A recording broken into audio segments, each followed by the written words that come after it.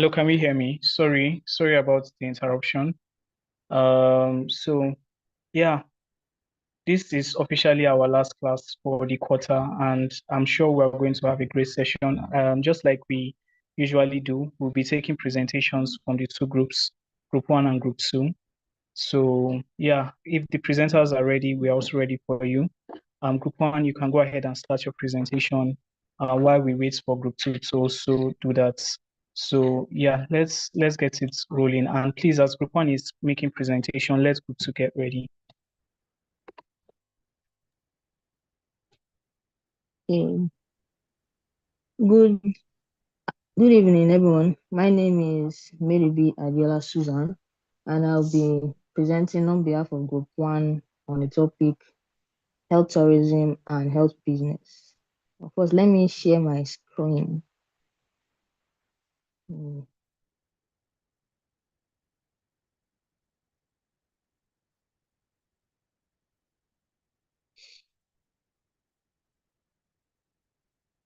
I'm trying to share the screen, but it's not doing.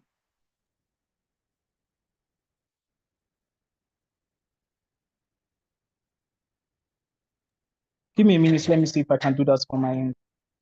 Okay.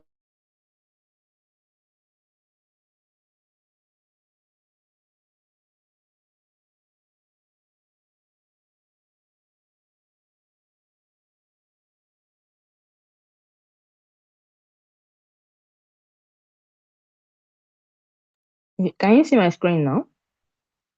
Okay, yes, I can see your screen. Okay, so I will start the presentation now. So the topic is health business and health tourism.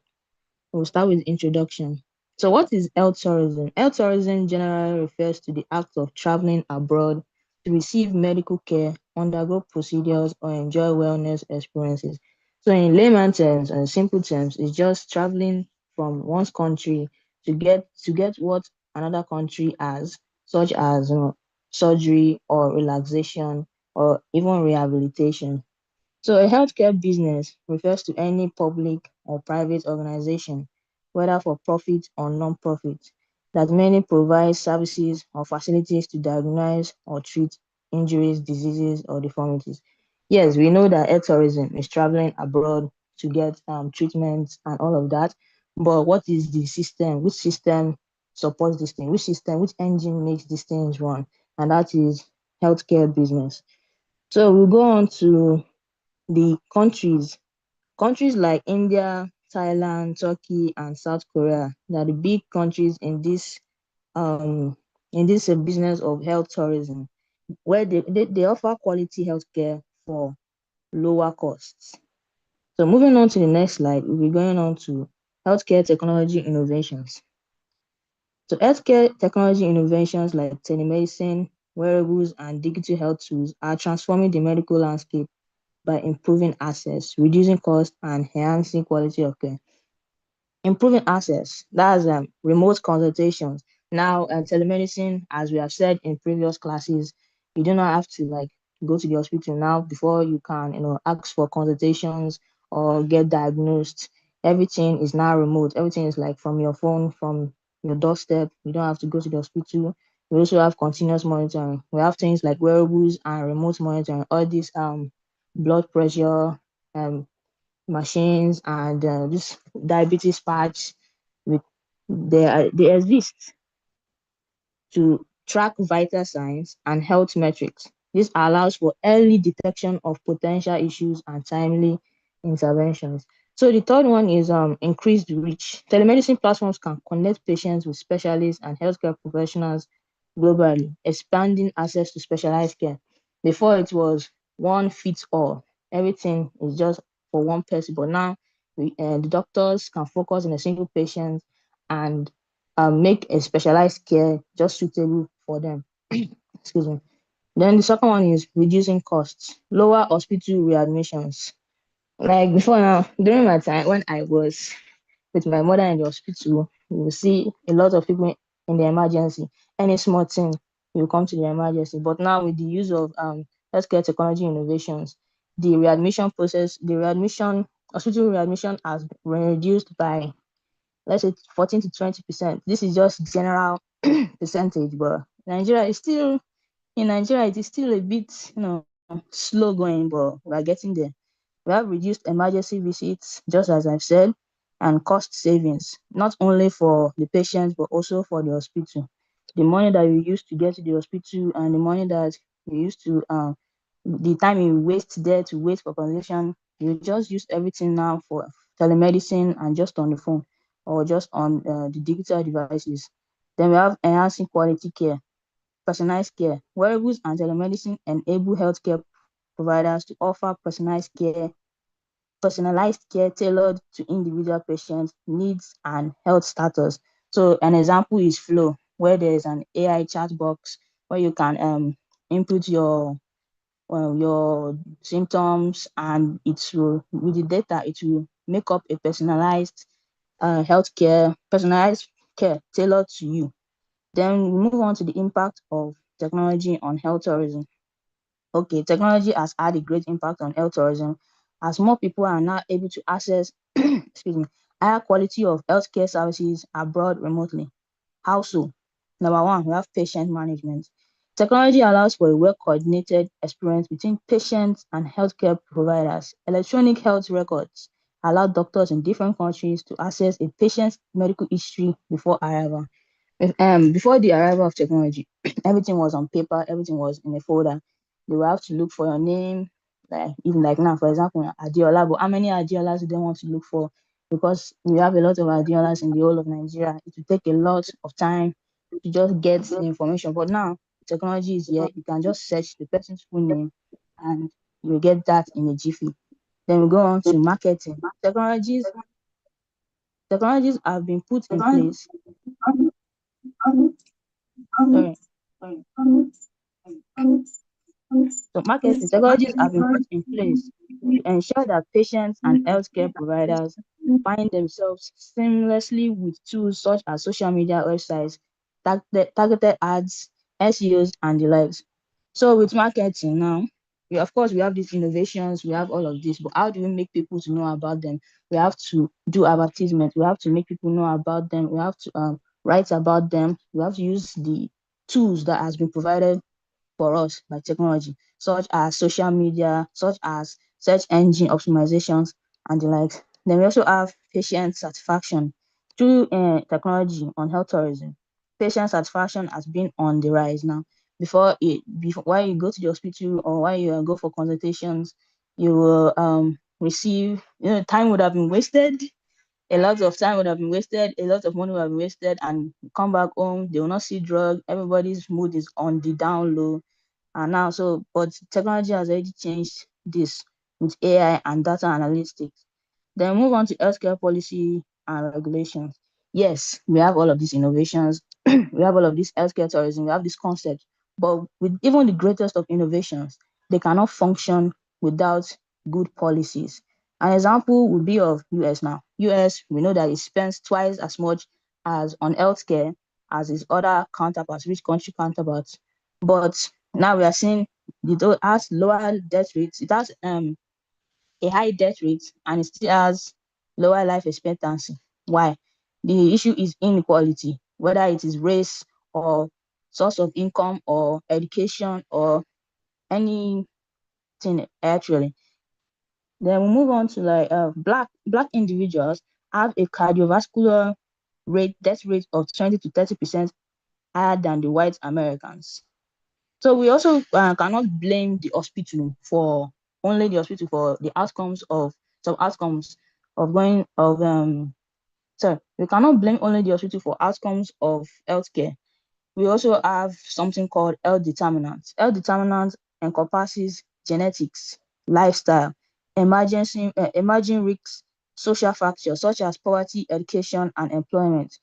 That's, for example, you plant seeds in a rich soil and another one in a soil that is not rich. Of course, you cannot expect both plants to grow up the same way. So of course the surrounding factors are also an issue, or the what somebody has been born with, the hospital does not have control over that.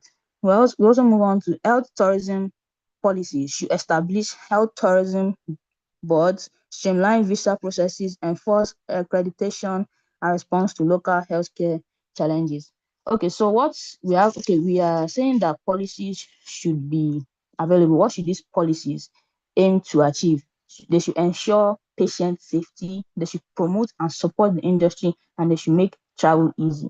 So that's like the motto that they should have as of now. And then as they are going on with the processes, the other things will come along. Then we move on to medical tourism marketing strategy. Yes, we have all of these innovations. Again, as I said, we have all of this health tourism. Yes, we want people to come to our country. We want them to know we have the best hospitals. We want them to come from China. We want them to come from Korea. We want them to come from US. And like, oh yes, now Nigeria has this thing. But people will not know that you have this thing if you do not talk to them about it. If you do not make them to know. So there are strategies that we will use to make them know. An example is rational website and search engine optimization. So now it's easy to develop websites. You can even use AI to develop websites. So we should develop a user-friendly, informative website showcasing services and credentials. Implement SEO using relevant keywords for visibility among international patients. What this SEO means, this search engine optimization. Now somebody can search for best at surgery. Then the internet will just give you, oh, India has this skin, or Korea has this best at surgery. Then it's up to us to look and research well to know which country you want to go. Then we'll go on to content marketing. This is where you go, you write about content, you do blogs, you do videos. This allows for visibility, this allows for trust between the parties and the patients. Then we move on to social media marketing. Again, these are tools that are provided by technology. To Facebook, Instagram, YouTube, etc.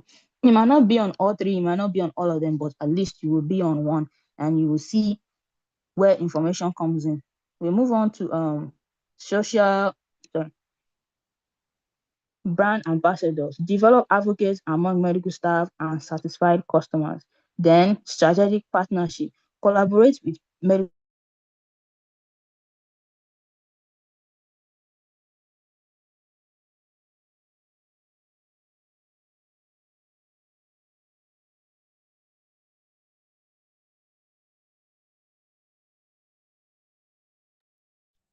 Um, Adiola, can you hear us? Any problem? I've lost the speaker from my end. I think same here. I think she's having some issues. Adiola, can you hear us? How many people are supposed to be in this class? I'm seeing only 10 or 11 participants. Okay, I think she's having network issues. I hope she's able to join us back soon. Can you hear me now? Yes, we can hear you. It was network, sorry. Let me continue. Let me share the screen and continue. Okay. I was in case studies of India, Thailand, and United Arab Emirates. So India, they are known for their affordable but high quality healthcare services. That is their own niche. They have hospitals like Apollo and Fortis. They also they usually make the use of medical visa and visa. So, there's a lot of process that goes into obtaining the visa. But once you have this M visa, you just know that, oh, you have come for medical checkup, you have come for health tourism, for the health business, then you are good to go in a jiffy. Then we also have Thailand, whose niche is which blends medical care with hospitality and tourism. Their top hospitals include Bumrungrang International and Bangkok Hospital. Then we also have United Arab Emirates, whose niche focuses on luxury. As we all know, United Arab Emirates is always luxury and technologically advanced healthcare. They also initiatives like Dubai Health Experience (DXH) make medical travel seamless, and partnerships with global institutions like Cleveland Clinic boost their credibility. So government regulation ensures quality and patient trust. So the key lessons for Nigeria is that we should strengthen our healthcare infrastructure. That is, we should or update our information on medical, on all things medical. We should buy new equipment, the equipment that has been made. We should train our staff up to standard. Then the second one is we should integrate tourism and healthcare. What is Nigeria known for? Our rich culture. How do we integrate this into tourism? How do we bring people into our country, and how do we show them that we have much more to offer? Then we move on to use technology and marketing to attract. Yes, we need to attract these people. We need to find ways to bring people to our country using the major tools that I have mentioned above.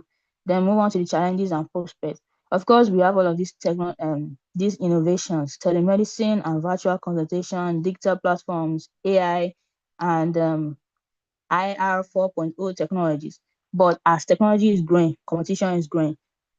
Countries like Singapore and South Korea leverage disruptive technologies to lead in medical tourism. So it is not a stagnant thing. Health tourism is not a stagnant thing. It always grows. It's dynamic. We have to also keep up with the time. Then we now go to conclusion and recommendation. So in conclusion, improve healthcare infrastructure, ensure international standards and training, that is, train our staff, leverage Nigeria's natural and cultural strength, build a strong brand for Nigeria, like what Nigeria is known for, cultural, is rich culture. And we go on to encourage partnerships, collaborate globally, collaborate with people, collaborate with companies, insurance companies, and the likes, and airlines, etc. Invest in research and data, ensure affordability and accessibility. So Nigeria can be a major player in health tourism business, in healthcare business, if it applies the above points that I've mentioned above. Of course, these things that I've mentioned is just scratching the surface, but at least we'll get somewhere with this. Then, in conclusion, I believe that Nigeria, with teamwork, innovation, and good policy, Nigeria can become a place not only to visit, but a place to heal. Thank you. Thank you very much, Adiola, for your presentation. Well done to you and to your team members for putting it together. It was very enjoyable and we were able to follow everything. So please, can we have the presenter for group 2? You can kindly stop sharing your screen, Adiola, if you can.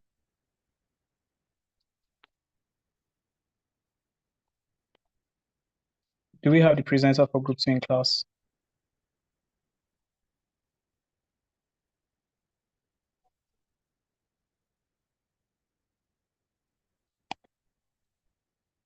Yeah, sorry, good evening. I was trying to unmute my mic for a minute there and it was acting up. I don't know.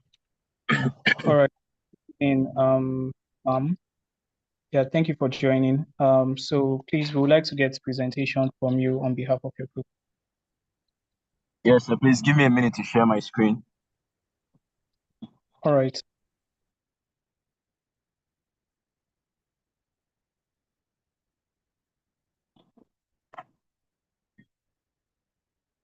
So please, can you guys see my screen? Yes, we Super. can see your screen. I'm sorry, I was out on my way back and I'll be home in a minute, but I want to start before I get home. So we're presenting on health business and health tourism. So I'd like to start by defining what exactly health tourism is. And like the previous speaker has said, health tourism, simply put, it is the entire process, or it is the act of traveling from one place to another in search for healthcare. Like a typical example is Nigeria. Nigeria is a perfect case study when you want to talk about health tourism. Almost every major health procedure and even minor ones, the affluent people that can afford it, they travel outside of the country to obtain healthcare in other places. So this is the typical example of health tourism. It might be for various reasons. It might be because it's cheaper in the host country because the services are not available in the country of the person that's traveling, or because the expertise. For example, when you talk about eye surgery, for example, some surgeries that cannot be given to you in our national healthcare centers or private institutions, you're mostly recommended to go to India or countries like Egypt to obtain those services. So basically, this is the typical example of what healthcare tourism is. Please, can you hear me? I'm sorry, please, can you hear me? I'm using my laptop and I'm not sure you guys can hear me. Yes, we can hear you loud and clear. Okay, thank you. So We moving can on. hear you, Leonard Counsel. Thank you, sir. So moving on. So what I'll be discussing is basically quality of Continue, care. we can hear you. Okay, sir. Quality of care in health tourism, the economic impact of health tourism, and cross-cultural healthcare practices when we talk about health tourism. So first we start talk about quality of care.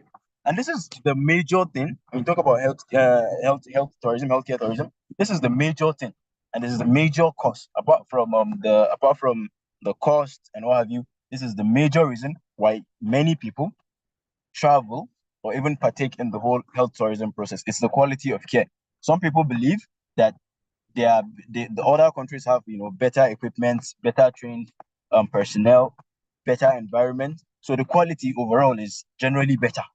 And because of that, they feel it's safer to travel and obtain health tourism.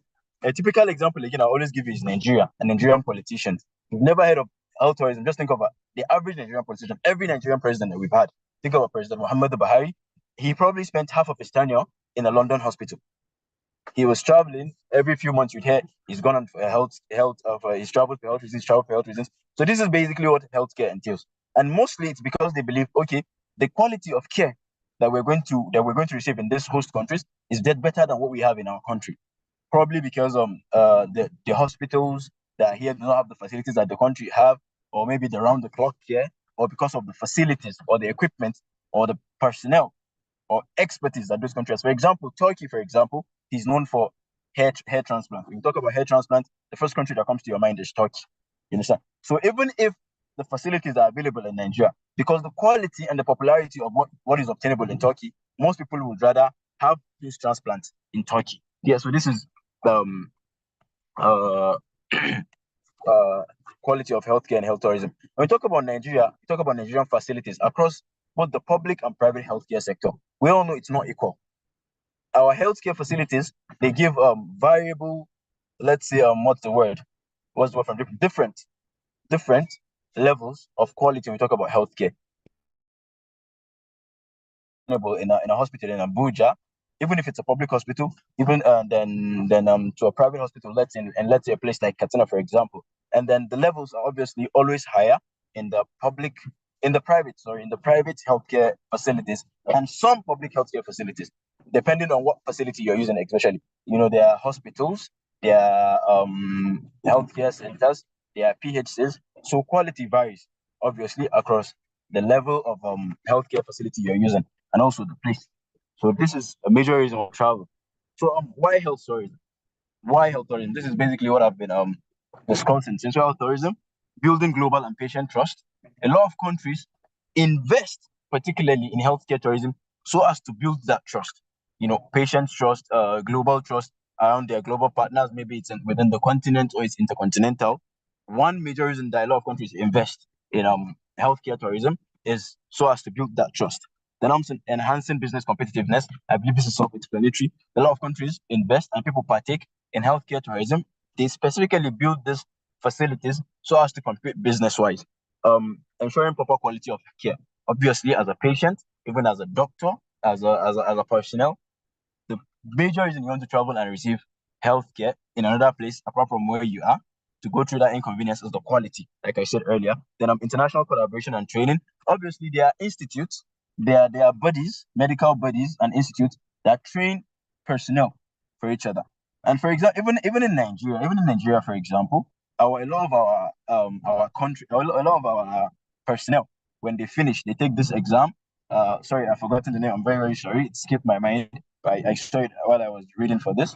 They take an exam after their sixth or fifth year, and then they travel to different countries to offer healthcare. This is another reason for health tourism, obviously, because of that um, training and collaboration. Some countries have better training, better healthcare training than others. So this is also a factor. Then I'm supporting government policy and regulation. I'm so sorry about the background noise. Like I said earlier, I'm not at home, please. I'm so sorry about it. The next slide, economic impact of health tourism, positive. Obviously, when we talk about health tourism, it's health tourism like any other thing is a service that you're offering. It's just like going to Dubai for a holiday. It's just when we talk economically anyway, the impact. So there's obviously going to be a positive economic impact and a negative economic impact, both on the country that is receiving these people and the countries that that is exporting people to go and receive healthcare in other places. So let's talk about the positive economic impact. The first positive economic impact, and this is the most obvious one, is obviously earning foreign exchange. That is self-explanatory. Anybody that comes into Nigeria, the more you go to a country to obtain any of their services, the better it is for their foreign exchange, for their foreign reserve. And that is why, and this is a major reason, for example, if you take Nigeria again as a case study, it is a major reason whereby, because a lot of services that we obtain, Nigerians like luxury. And because these services they believe are better obtained in foreign countries, we travel a lot to obtain these services. And even when we talk about minor things, Nigerians like importing. And this is why you see they talk about, oh, our naira keeps going down and the dollar keeps rising against the naira. It's because of things like health tourism. We travel a lot to obtain the services, and because we travel a lot to obtain the services, it's better for the foreign reserve of the country. Then employment creation. Obviously, the more because healthcare tourism doesn't affect only the health sector. It affects a lot of businesses, accommodation, traveling, a lot. And Sorry, because please. Is it only me that is noticing that his line is going off and on? Is it a peculiar challenge to me? Hello, can No, anyone sir. hear me? Yes, we can hear you, sir. Okay, is it a peculiar challenge to me? I Can you think his people hear line him, or his line is breaking as well? just a bit. Okay, I'm wanted sorry to be for that, sure. sir. Continue your presentation. I'm sorry for that, It's sir. not your fault. Okay, You are sir. not Thank you. in control of the network. Yes, sir. Thank you, sir. I'm talking about employment creation, like I was explaining earlier. Healthcare tourism affects not just the healthcare sector.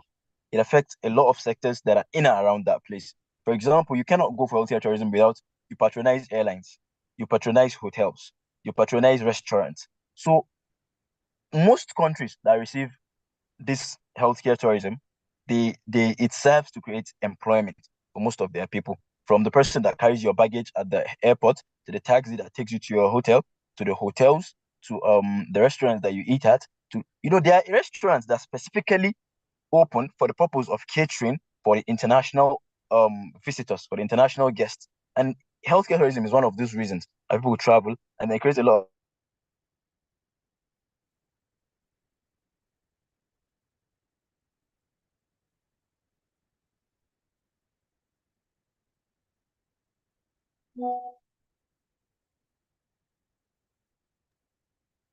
Hello, Imam. Sorry, we cannot hear you anymore.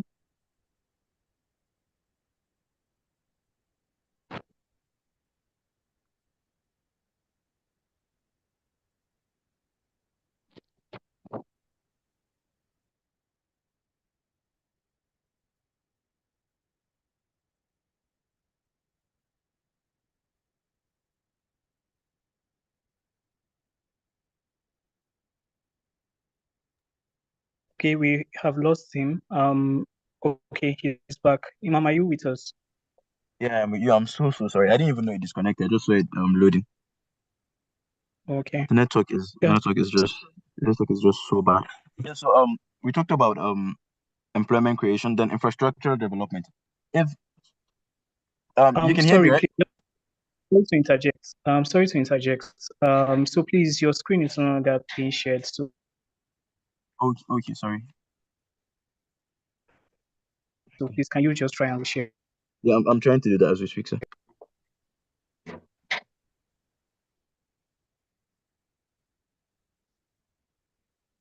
God. Can you see my screen now, please? Yes, we can. Thank you. So the next thing is infrastructural development. And obviously every country that has gotten the first two benefits of healthcare tourism is going to get the next four benefits. It goes without saying. Infrastructural development.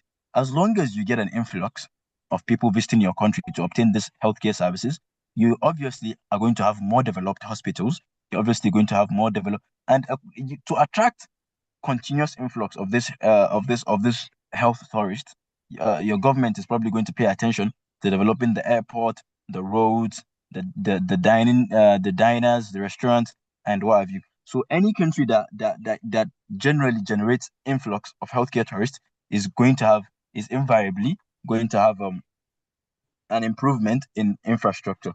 And this is something the next one is something I've explained before: growth of related sectors. It's connected with employment creation. Every sector that works hand in hand with the health sector, as long as the country continues to have this influx of health tourists, those sectors are going to grow. And the ones I can think of off the top of my head are the traveling, the hospitality, the food. These are very related sectors, and they are definitely destined to grow the more you have tourists coming into your country, because you'd like to improve also. Even if the private individuals or the private sector is not catching up, the government will definitely improve on these sectors so as to maintain that influx, that revenue that they get. And the next one is government revenue. Most of these health sectors in developed countries, most of this most of these hospitals or healthcare facilities in developed countries are public. And even if the hospitals are not public, the sectors in and around this the healthcare facilities are public. So invariably, the government is going to gain revenue. You're coming from your president is going to this country to obtain healthcare. Your governors, your senators, your this and that. They're spending money in this other country. Obviously, they're going to get foreign reserve, and the government is going to make more money. Technology. The more healthcare tourists come into your country, the more the host country tries to be better, to develop new techniques, new technologies, new machinery, to and so on and so forth, inter alia, to catch up and to even be better than they were, so as to maintain the revenue and the other benefits that they get from this healthcare tourism.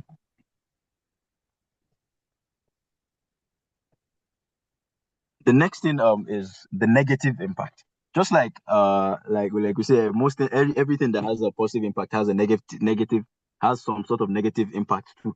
The negative impact of healthcare tourism. One is brain drain in healthcare. And a typical example, one of my favorite reasons for this topic is that Nigeria can be used as a typical example of everything. Brain drain in healthcare around Nigeria. Look at every Nigerian hospital you think of. Look at every faculty of medicine in every Nigerian university. Half of the students are already planning. Once I'm done, I'm taking the exam. I am marching to a hospital in the US or in the UK. And because of this medical tourism, like we said, there are factors in and around it. Our politicians want to travel and receive better healthcare. The hospitals they're invariably going to generate more revenue. And because they're invariably going to generate more revenue, they are going to be able to afford to pay far better than Nigerian hospitals can, or the Nigerian healthcare facilities can. So because of that, the primary and major and most popular negative impact is the brain drain in healthcare. Oh, every year in Nigeria, over 15,000 healthcare personnel travel and permanently migrate to other countries. We're talking about Canada. The greatest beneficiaries, obviously, Canada, the US, and the UK. And because of this, the impact on Nigeria, the country that is exporting this healthcare personnel, is the brain drain. You go to a hospital, you see a doctor tell you they have been on call for 2 days straight or for 24 hours straight, and there are no other doctors.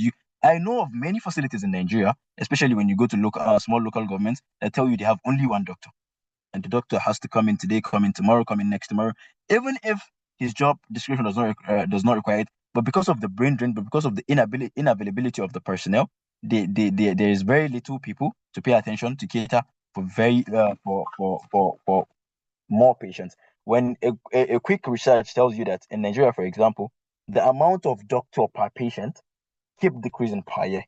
For example, currently we have I'm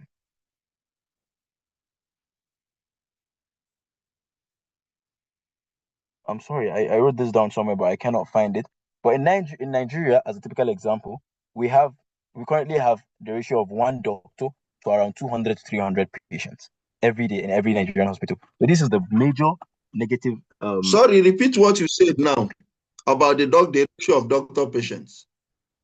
Yeah, we have around one doctor to around 4,000 patients in Nigeria currently, sir. I made a mistake of saying 200 to 300. We have around one doctor to 4,000 patients for every doctor. We have around 4,000 patients in Nigeria currently. So this is a negative impact of healthcare tourism. The next one is inflation of healthcare cost. And the more people, and this is a negative impact actually on the citizens of the host countries. The more the government pays, the more a country receives influx of healthcare of health tourists, the more the more the cost of healthcare rises. Because obviously, it's a simple law of economics. The higher the demand, the higher the price. The higher demand, the higher the price. So because of this, ordinary citizens of the host countries are suffer from the rising cost of healthcare. So the more a country pays attention to healthcare tourism and caters for healthcare tourists, the more the prices rise. And the funny thing, this is not always the case. For example, in Nigeria, there are a few procedures that I've seen that are actually more expensive in Nigeria than they are in the countries that people travel to. And an explanation for this might be because due to the fact that less and less patients receive this stay in Nigeria to receive this particular procedure or particular care, the institutions try to make up those costs by inflating the price for those that stay. But generally, the more general one, the more usual effect is on the host countries. That is when you receive an influx of healthcare tourists, the price of healthcare is bound to go up, and the citizens of that country suffer from it. Then there is economic dependence. This is not a usual consequence, but there are states or countries that tend to depend on the profit or the revenue from those healthcare tourists or from the tourism sector generally, and then hereby neglecting other sectors. An example, which is somehow not related, but I just want us to get what I'm trying to say, is Nigeria. Before the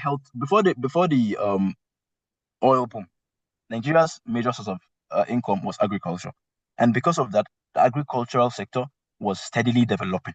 But once oil was discovered, and we realized that more revenue can be gotten from the export or the trade in oil, agriculture was relegated to the background. So this is what happens to countries that also depend on healthcare tourism. They depend on health tourism and other forms of tourism so much that other sectors are neglected. An example is to an extent is France. People talk about how beautiful Paris is, how beautiful Paris is, how beautiful Monaco is because of the influx of tourists that come there regularly. But other states or other less known places in France suffer for this, and that is why you see there is no place in the world where its civil servants or where its population know how to protest like France. You look at France, you see, oh, this place is beautiful. We want to go there. We have a lot of tourists, and they focus on the tourism sector. And because of that, other sectors that they don't pay attention to suffer from it. And that is why they usually have strikes and worker refusing to work and all of that. And sometimes they have this political instability also. Then there is resource diversion. Resource diversion is also a side effect of healthcare tourism, both on the host country and exporting country.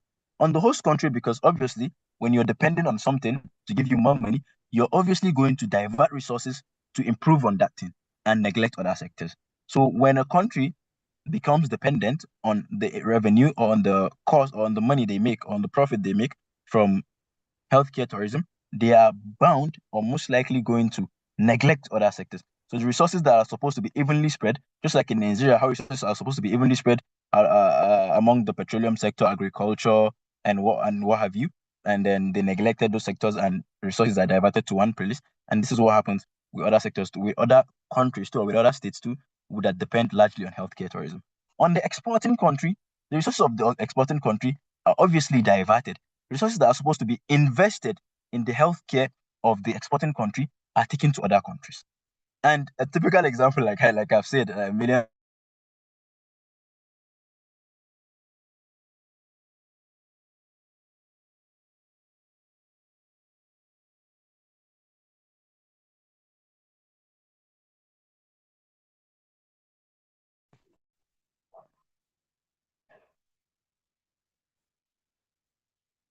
Can you hear me, please? Yes, we can hear you. Went off for a bit. Okay. Thank you. So I was talking about how resource diversion affect not just the host countries but the exporting countries. A typical example, like I was saying, is Nigeria.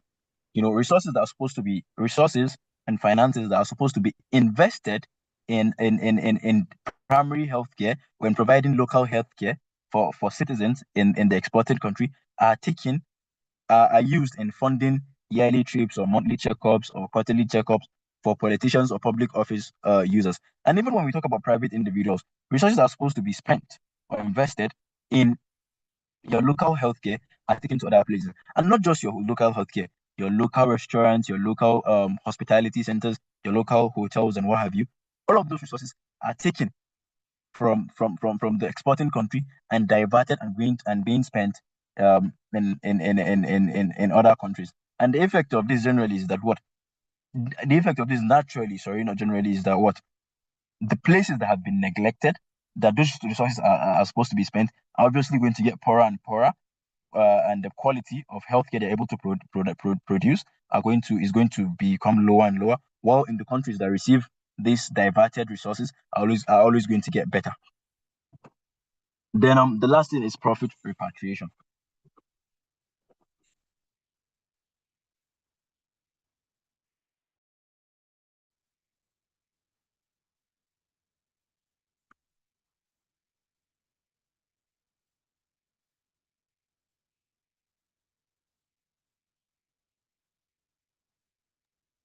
Hello, Imam. Yeah, we can't hear you anymore.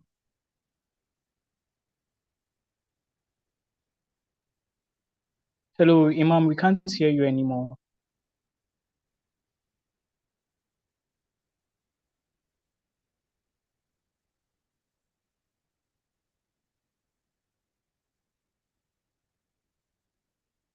Hello, can you guys hear me? Yes, we can hear you now, but for like a full minute, we couldn't hear you. Oh my God. Sorry, my battery's all my system's battery's also. Let me just like I was saying, Yeah, please, you're supposed just to be try hearing me well. around there. Okay, so who is your second presenter? No, sir, I can actually continue with my phone, so I'm just So going the to. standby presenter for group 2, who is the person?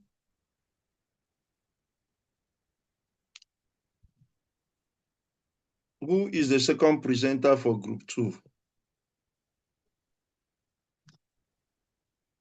Hello, can Sir, you hear me? Can anyone sir, hear me? sir, let me just continue, sir.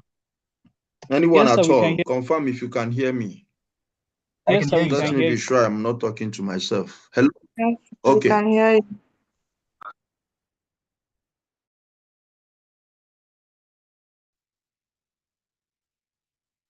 So I'm going to continue making this presentation from a different device because my battery is about on the system is about to die. That's fine. Please go ahead.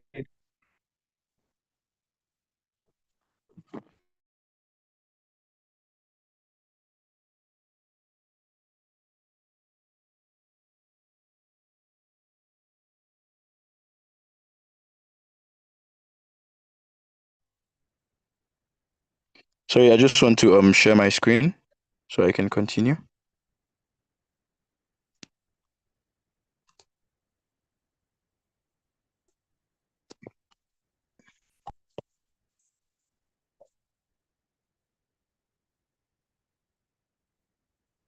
I'm sorry, please. I'm trying to set it up. I don't generally use my phone for presentation, so I have to.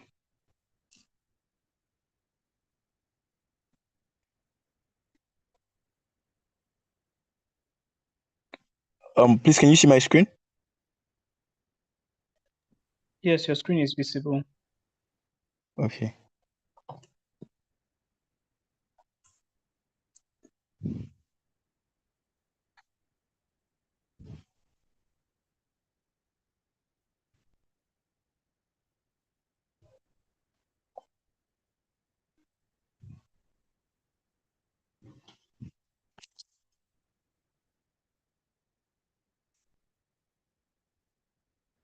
Dennis, I would suggest you share the slides. So let him speak to it. It will be faster instead of him scrolling through his phone.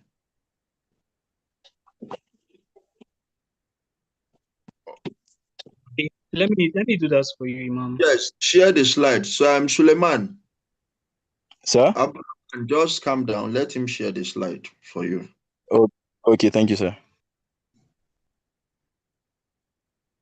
While we are getting that sorted, Abdurrahman, I'm seeing you for the first time in this class. You have not introduced yourself. Turn on your No, video. sir. No, sir. No, sir. I am the same person as SA Imam, sir. I use SA Imam. That's the name on my Zoom on my laptop, sir. Okay. Which this thing? Where do you practice? I'm currently in Kwara State, sir. Okay. I'm currently in Kwara State, sir, but I hope to move to Abuja very soon. Okay. I know Kwara State, University of Ilorin is doing well in medical law. Yes, sir. But I went to school in Katsina, sir. I'm a Katsina boy, sir. Okay. So are you serving in Kwara? Yes, sir. Okay. I'm also aware that there is a robust medical law litigation in Kwara State. Yes, sir. Yes, I'm aware of that. Yes, sir. It's okay. Yes.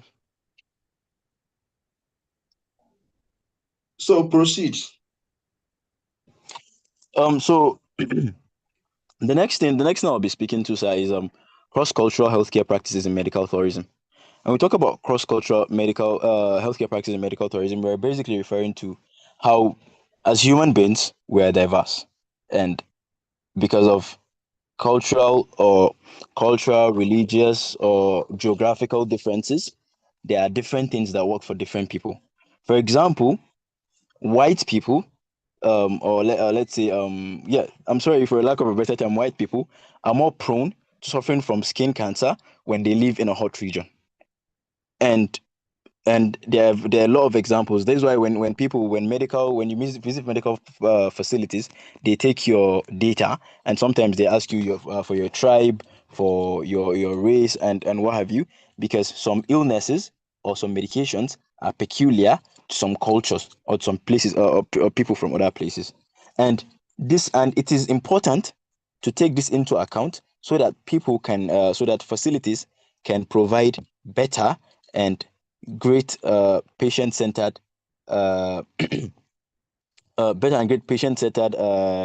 treatment or care.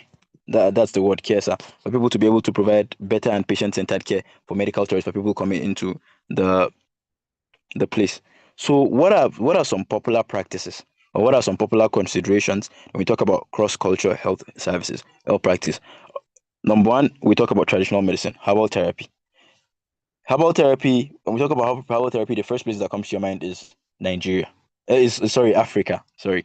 Africa is the home of herbal therapy, although places like Asia also have this in very good quantity. But Africa is what comes to my mind when we talk about herbal therapy. So this is a practice that is peculiar to a particular place, and which people in a particular place are very used to.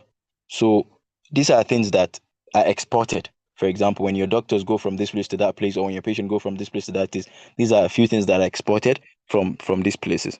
Then there is dietary beliefs also. Dietary beliefs are the kind of food you consume in particular regions. And for example, that we gave in our slide is the fasting tradition. There are people that believe, when you fast for a particular period of time, it helps heal a lot of healthcare problems or prevents a lot of illnesses and what have you. So we also have family decision making.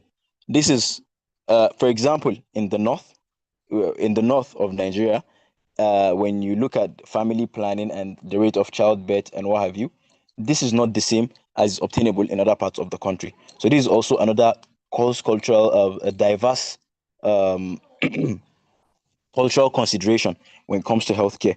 Then there is also gender roles in healthcare. Then importance of cross-cultural healthcare practices. Why is it actually important? Why do we even need to take into consideration people's culture or people's diversity or people's race when we are providing healthcare? Number one, building patient trust and comfort. Obviously, when you show a patient that's from a particular place that you're well versed or you're well oriented in the cultural practices and healthcare practices of a place he comes from, it builds trust, and the patient is more relaxed and more comfortable in handing his life over to you or handing his treatment over to you. And there's also promoting cultural competence among health professionals. It also helps healthcare professionals that comes from various regions to be well versed and to be well competent in those cultural practices that are peculiar to them. For example, if cultural practices like herbs and dietary beliefs are promoted, practitioners that come from certain regions, which are known for being good in those herbal treatments and what have you, are going to be more competent in it, because you know that this is something that we are taking into consideration when we are treating patients and whatnot. Then we have reducing health disparities. Oh, sorry, it's actually enhancing professionalism and holistic care. And this is a general importance or general advantage, because when you're well versed in diversity or in the differences between patients or in certain genetics that or certain genetical considerations that are available or they have to taken into consideration, sorry, in treating for different health cares, you're able to provide a holistic care, a generally holistic care for those sort of patients. And there's reducing health disparities. When you take into consideration people's cultural differences and these diversities, you're also able to bridge the gap in those disparities. For example, in Africans are more prone to give birth to SS children with sickle cell anemia, because maybe due to lack of education on the issue and whatnot. So when you're well versed in stuff like in these diversities, you're able to advise better and provide better treatment. And at the end of the day, it also helps to bridge those gaps that we have in the sectors or among the cultures. Sorry. And then reputation of healthcare facilities. Also, when a healthcare facility takes into consideration the diversity and the culture and the multiplicity of treatment modes and or treatments that are available, those facilities are obviously going to have a better global reputation, because people are going to be like, oh, this hospital or this facility actually takes into consideration our culture and our diversities, and they advise us accordingly, so we're able to have better trust with them, and also we're able to have better care and what have you. Their reputation is obviously going to soar than those countries that don't pay attention to those cross-cultural practices and diversities. Then what are the challenges that occur when you when what are the challenges that occur when you have this diverse when you want to take into account this diverse consideration? You have patients from many places coming to your place, you have different cultures, different races. What are those challenges that you're bound to experience? Number one is language barriers and miscommunication. A language barrier and miscommunication is not something that a lot of people experience, especially when you go to Asian countries in search of healthcare. You go to Asian countries in search of healthcare. You go to a place like Egypt, also, for example, that which official language is Arabic, for example. Doctors, professionals, everybody speaks Arabic there. Not everybody has 100% or a very good command of the English language, and because of this, patients and doctors often need an interpreter.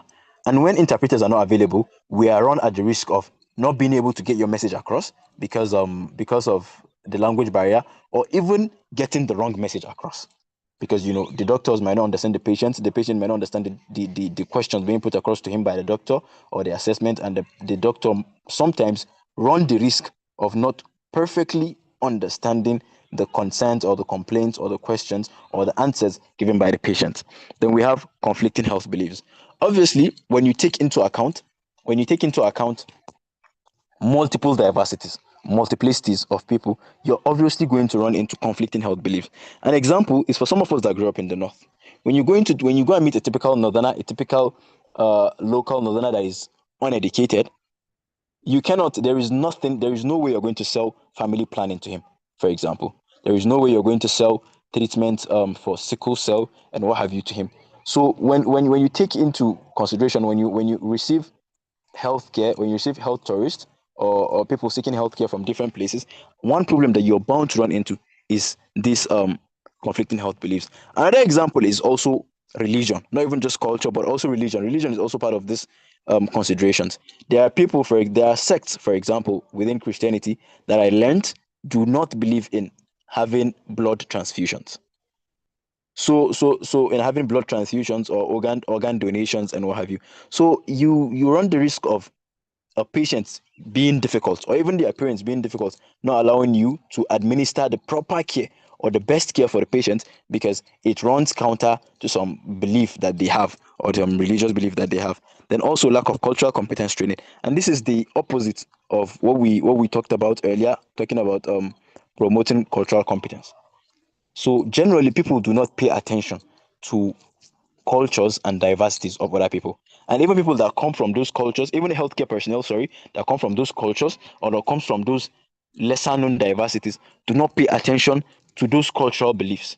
And because we do not pay attention to it, or there are little information available for those different cultures, we run the risk of having we run the risk of having an environment that suffers from a lack of cultural competence or a lack of cultural training.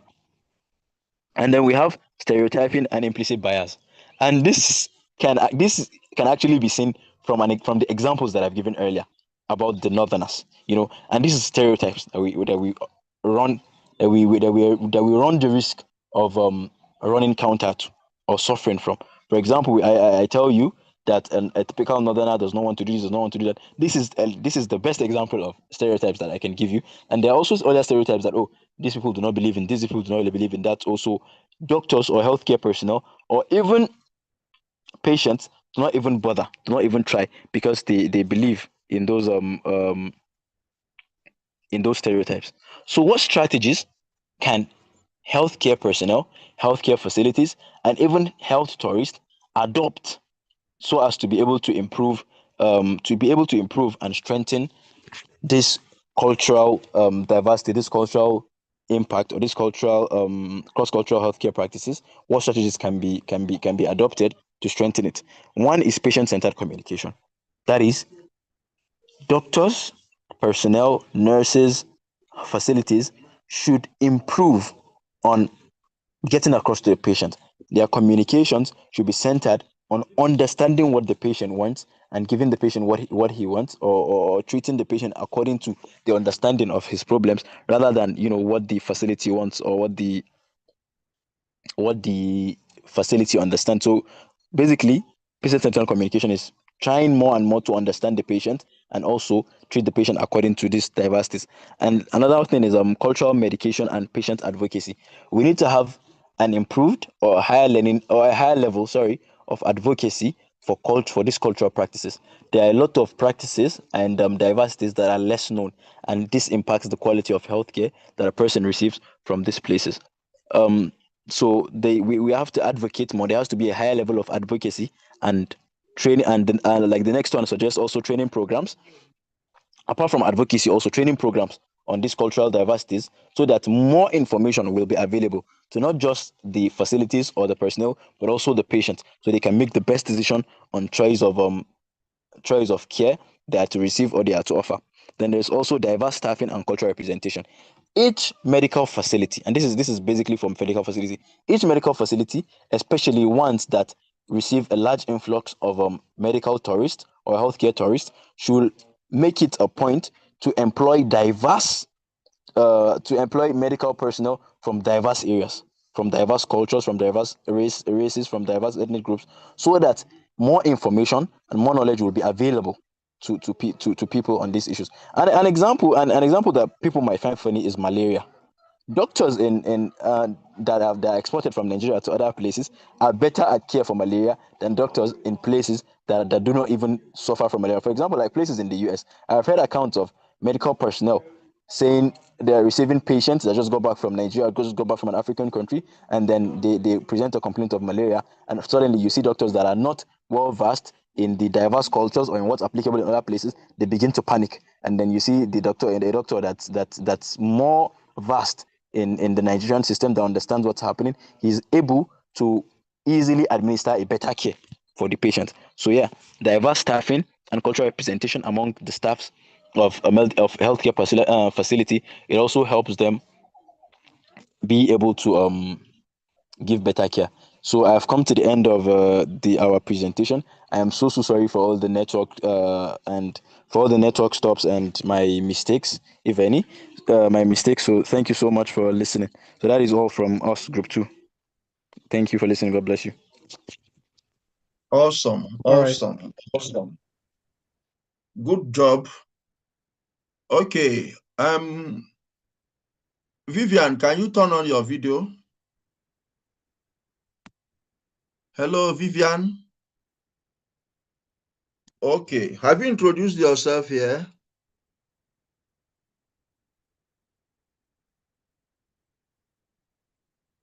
Unmute your mic. Unmute. Your mic is muted. Unmute. Pardon me. Good evening.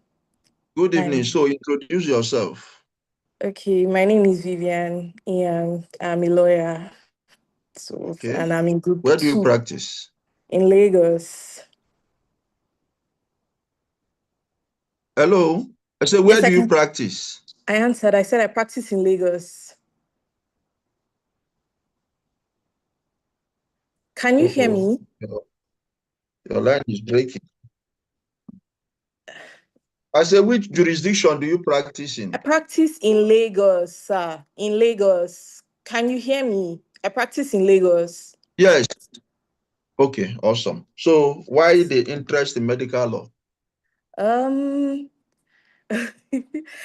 I always it's actually quite a funny story. Some time ago, I wanted to be a nurse, so I felt if I'm a lawyer, I could just merge medicine and law, medical law. Okay. So yeah, Okay. but it's Awesome. really an interesting area of law, really. So yeah, I do like it. So when are you starting your nursing training? Who else has not? That's on the back burner for now. So Okay. yes. I understand you are the person who designed The slides for Group yes. 2. Yes. Yes. Okay, because when I saw it, I requested for the contact of the person and he said you are the one. So I'm officially, how do I put it now? Conscripting you. It's conscription because you are my colleague and you Yeah. have your other business to do. Yes. But this one is conscription. I am Right. conscripting you to be designing my slides. Dennis, you have not sent me the second name. Okay, so who is yet to introduce his or herself here? That's what I'm looking for. I know Joy. Okay. I know Mary, Adiola, Zion spoke the other time. Okay, good. So, before we go into, just give me a moment. My battery is running now. Let me put on my generator. Right.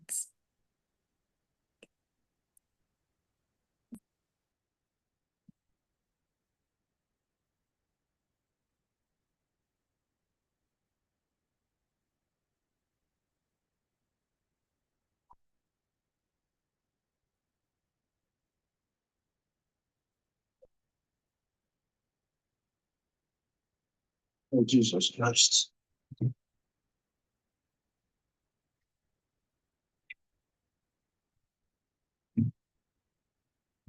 Okay, I'm back.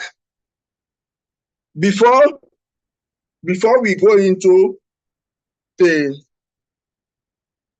further details of today's class. I want to have your feedback. Today is our last class.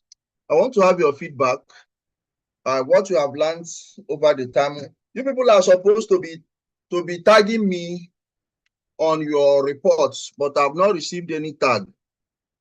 So I don't know why. So who is going first? Just turn on your video. We still have like 50-something minutes. So turn on your video in 2 minutes. Tell me what you have gotten from this class. Has the class been of help? Has the class improved your knowledge? What do you intend to do next with the knowledge you have gotten? Can you hear me? Yes, sir, we Hello? can hear you. Yes, sir. Yes, we can yes. hear you. So who is going first? I This can go is more first. like, okay.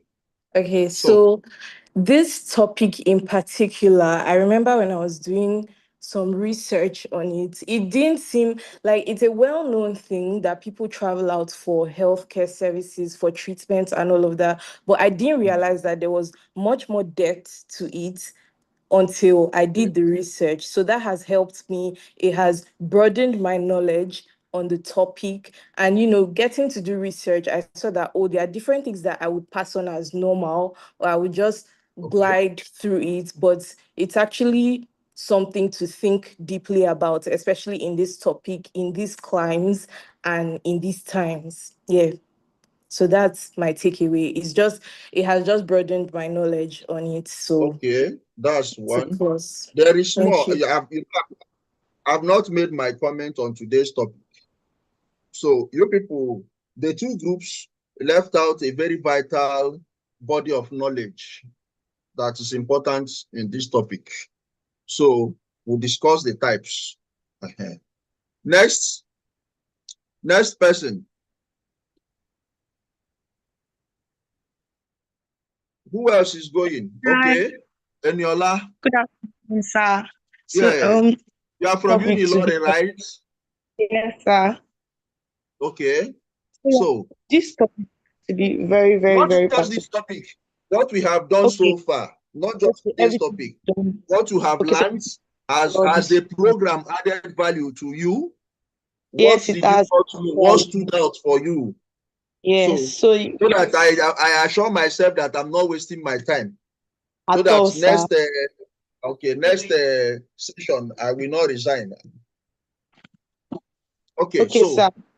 let's go.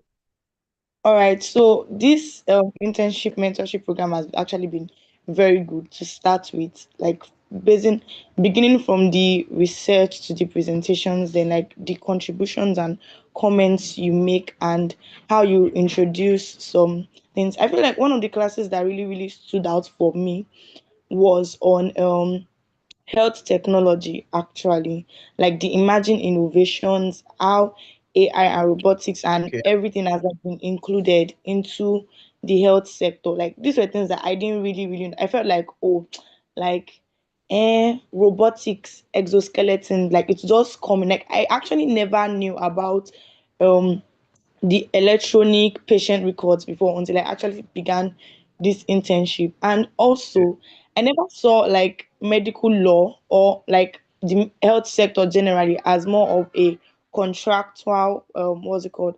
As more of like a contractual institution. I just said, oh, healthcare, that was all. So, like, now Okay. understanding is like, wow, yes, like this whole offer as like the patient can make the offer, the doctor can choose to decline. I think that was even this time I was having this question in my head that okay, they said doctors should not the they should not decline patients of treatment and all Refuse that. treatments. Okay. Yeah, so like what if a patient comes and is like, oh, okay, I want to get a breast lift or so I think that was when you were talking about whereby a doctor can actually turn things like that. Actually, if they know that okay, this thing can actually end up being harmful to that patient. Like I Your think line my is thought. breaking. Oh. Okay, can we Sir, have I another think that- person? Thank you very much. okay, One sir. minute, not plenty talk. All right, One sir. minute. Can we have another person quickly?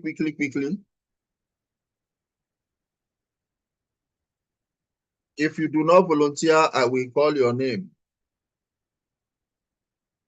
Okay, can we have a oh, you just disappeared. Adiolo, I wanted to call you. Where did you run to? Okay, when you come back. Okay, can we have Bolanle? Bolanle, have you introduced yourself here? Good afternoon, sir. Sorry, good evening. I have not Yes. introduced myself. Please turn on your video and introduce yourself. Okay, no problem, sir. Let me just, please give me a minute.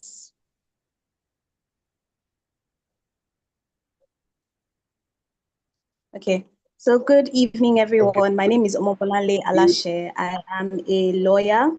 I was called to bar in July 2025. I'm currently serving as a graduate assistant at the university in Ogun State. The reason I joined this program was because I am interested in medical law, health law, and I want to do my master's in this area. So it has been Medical law. You did medical law in your undergraduate, your first degree? No, actually, I wanted to in my final year, but the lecturer, the professor in charge, that's Professor Onobia, she was not available during that year, so I was unable to. But my final year project was on Babcock University, sir. Which school? Babcock University. I said, which university? Hello. Sir, can you hear me? Babcock University. Can anybody else confirm that they can hear me? Babcock. Okay, please help me. Babcock. Maybe you should type your response. Your line is breaking. Or should I type? Your network is stuttering. Okay, but I am glad you are on board. We're having 3 lawyers here. I think in the previous one, this is the highest number.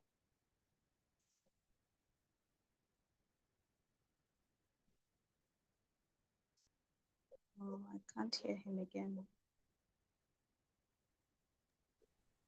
Sorry, Okay, can I anyone think else hear? Yes, I can hear you. It seems Mr. Ebenezer is having some technical issues. Okay. Mr. Ebenezer, can you hear us?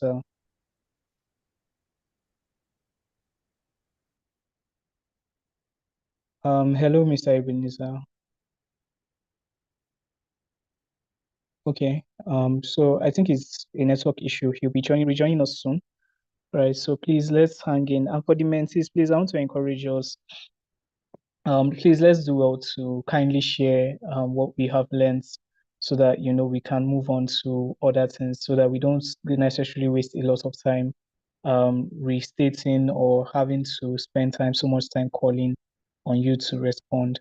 I right? said So please before let's now, kindly do that. we usually have just one lawyer, then sometimes one medical doctor or a laboratory scientist.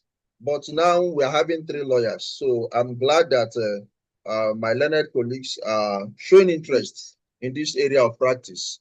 Okay, so next person, let's have 2 more people, then we move. If I didn't do what I did now, I wouldn't know that Vivian is a lawyer. I wouldn't know that Bolanle is a lawyer. Okay, so who else is a lawyer here? Identify yourself. Who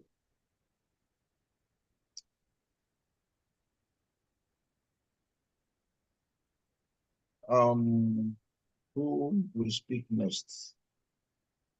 Mary Smart, tell us what you have learned.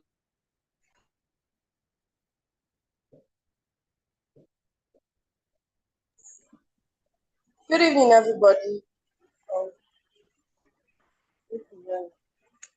Yes, good evening, Mary. We can hear you. Good evening, everybody. Good evening. So, medical health tech internship has been like a very nice opportunity to learn because it's something I have never ventured into, and I have learned and I have developed interest for medical law.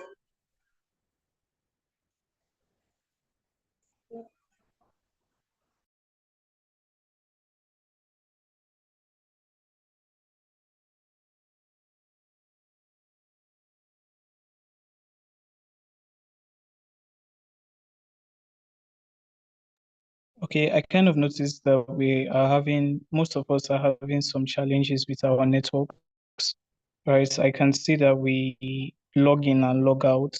So please, if at all you, in the course of trying to come on board, you are logged out, please, I would like to suggest that maybe you go to a location where you feel the network is a bit better, right? So that you can you can be able to have like a kind of a very stable network, right? So Mr. Ebenezer too seems to be experiencing some challenges also at his end. I'm sure he's going to be rejoining us shortly.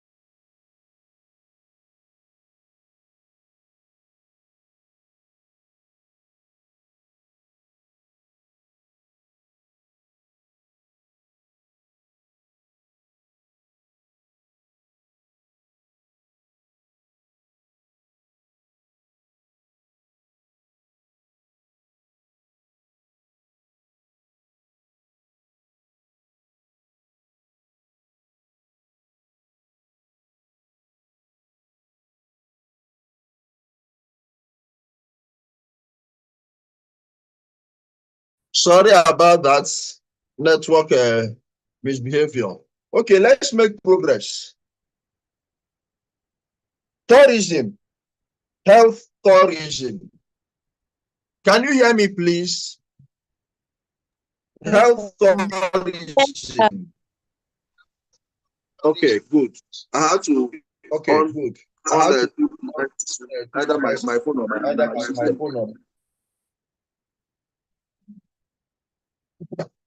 Okay, so health tourism, as has been defined by the presenters, is simply traveling to seek health care. Now, what are the types of health tourism? The broad categorization gives us two: international and domestic. And that is the part that both groups missed out on. International, you leaving your country, or another person leaving his country to come to your country. Then domestic, within the country, someone is in Abuja, the person goes to Lagos, or people coming from Lagos or other parts of the country to Abuja. There's a kidney transplant center here, a kidney medical center here. People from within and outside Nigeria, they come there for kidney transplants. So that is domestic. Now, if you now want to talk the technical terminology, which is what I was looking out for, I didn't see it in both presentations. You now say inbound and outbound. Inbound medical tourism is when a foreigner is coming into Nigeria for treatments. Some of you might say, is it possible that somebody from outside Nigeria will come to Nigeria for treatments? You know, the social media and activists, so to speak, and not just that, and the behavior of our leaders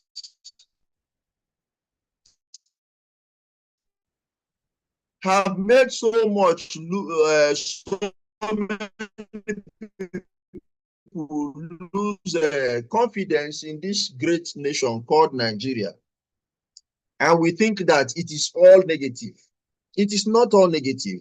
We are not there yet, but we are making significant progress. Nigerian doctors are rated one of the best in the world. Nigerian healthcare practitioners, whether as doctors or as nurses, they are rated one of the best in the world.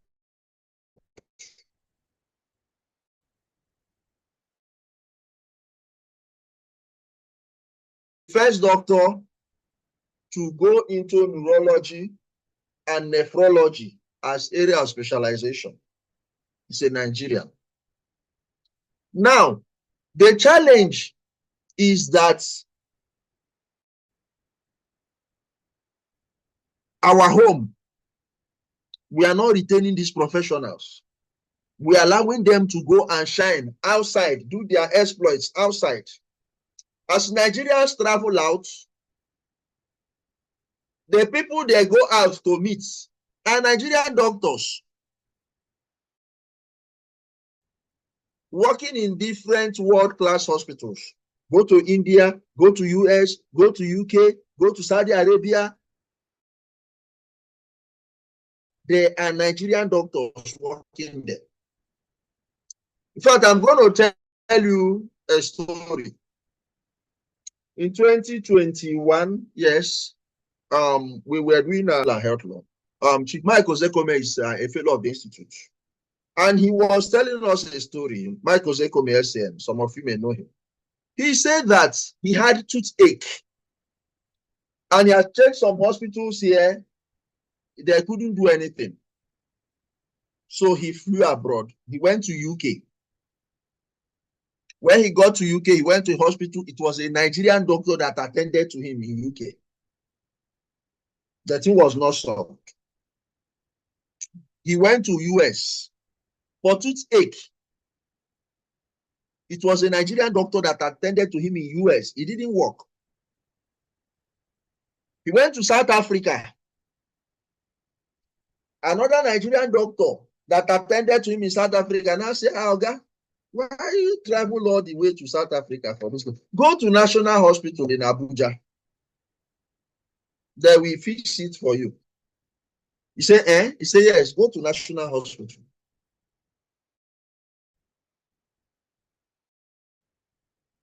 And when he got to National Hospital, fortunately, the CMD there is somebody he knows. Just called, they say, come.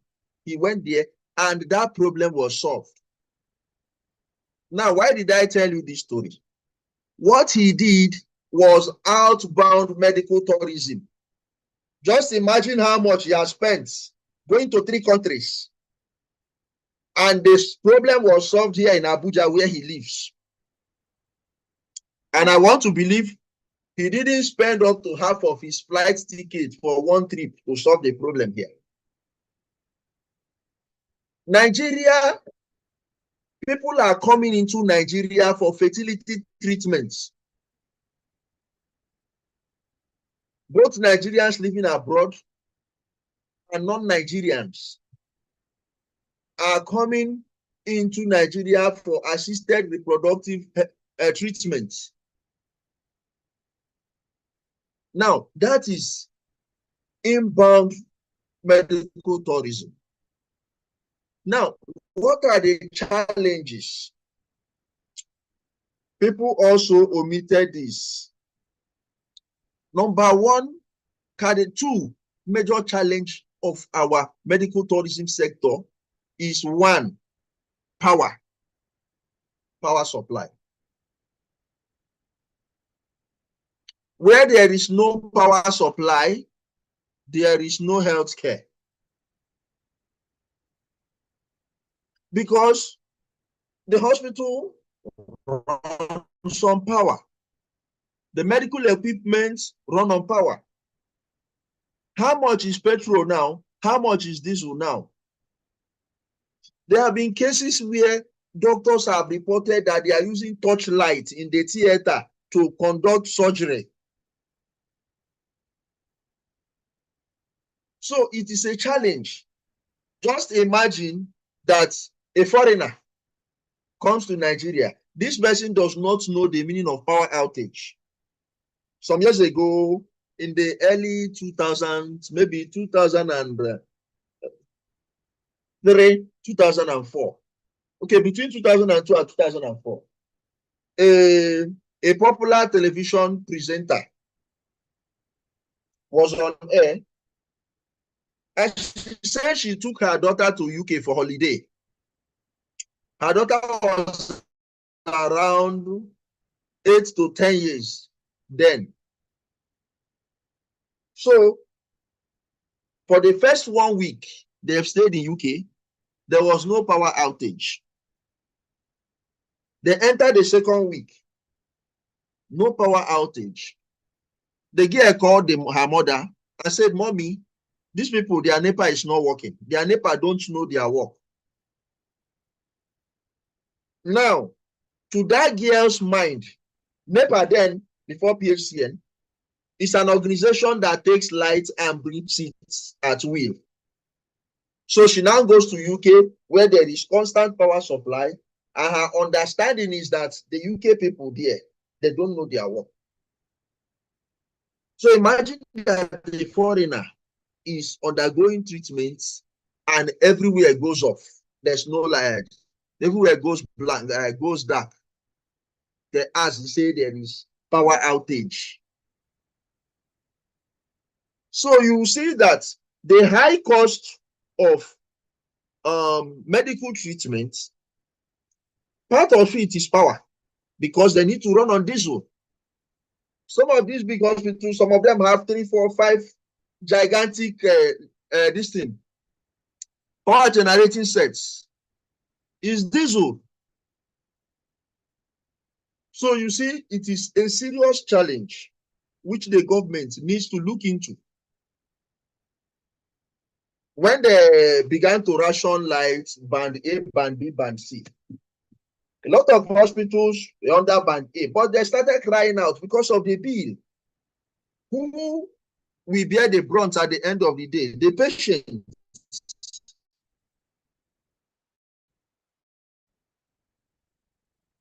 That is one. Another big challenge is insecurity. Insecurity is giving Nigeria a bad image. There are times UN embassy we just issue a report warning their citizens, don't go to this area, don't go to this area, don't go to this area. Imagine that somebody wants to come into Nigeria for treatment and he reads such reports coming from his state government to say, don't go to this area, don't go to this area. Nobody will want to go and receive medical treatment in an insecure environment. When we discuss patients' rights, a right to clean, safe, and secured healthcare environments. So if we are having insurgency and having issue of kidnapping, and God forbid, a foreigner that came for treatment is kidnapped, what do you think will be the perception of that person's home country, of Nigeria? The person will say it's not a safe place. So insecurity is a serious challenge. Then another challenge, medical tourism, is brain drain, lack of manpower. Doctors were on strike, nurses on strike. This afternoon, I just received a WhatsApp message. ASU is threatening to go on strike from tomorrow.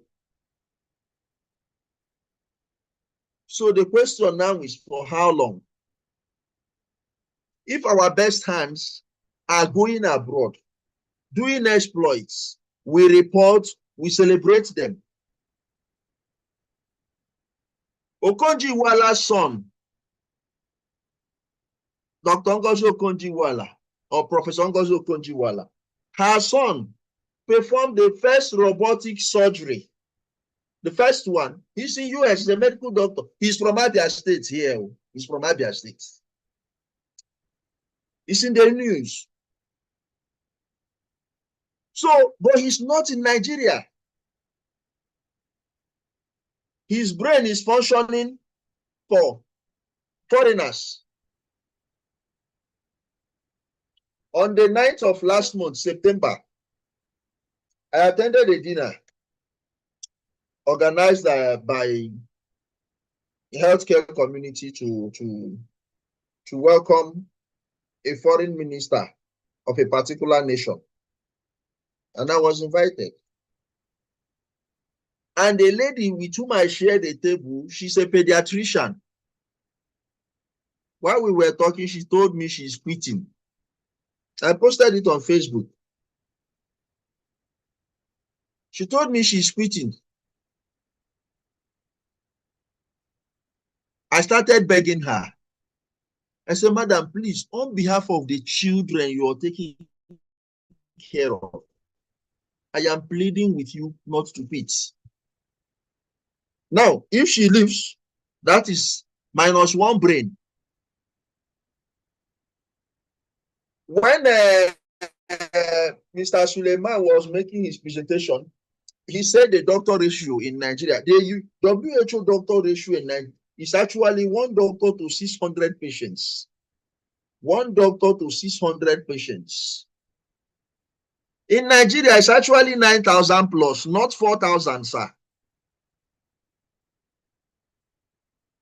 I just said I will correct you when I'm making my inputs. So you notice that brain drain is a serious challenge. Now, what does that lead to? What's the effects? You have fewer number of healthcare professionals attending to larger number of patients, which leads to fatigue, which leads to burnout, which ultimately results in medical negligence. You see the ripple effects. It is even also affecting the healthcare personnel themselves. The other day, a doctor collapsed and died because he has been on a 72 hours shift.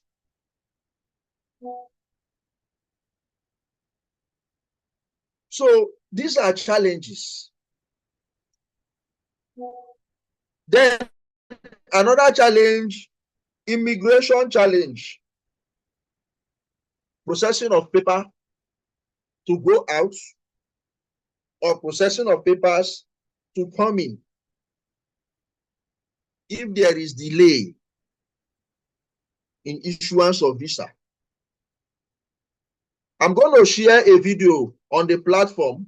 I shared it with Lassets. India, I think that was 2018 or so. India, in 1 year, issued over 2 million medical tourism visa. I brought the video on JIIPCC platform. I will look for it and share again for your sets. Do you know the meaning of that? In terms of money, do you know that minimum of 2 million people came into India in 1 year for medical tourism?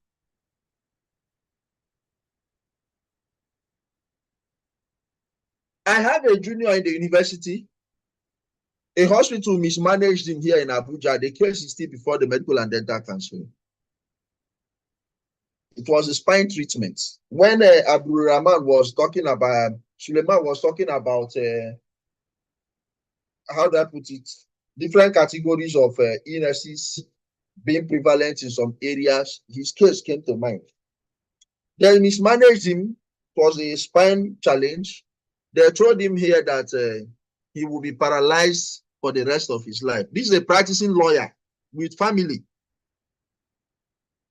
Told him he'll be paralyzed. He shouldn't bother. He will just be paralyzed. So he made contact with a Turkish hospital here in Abuja. You know what the Turkish guy told him? He said, "This is your case," because he wanted to go to Turkey. The man told him, "This is your case. They will not solve it in Turkey. You know why?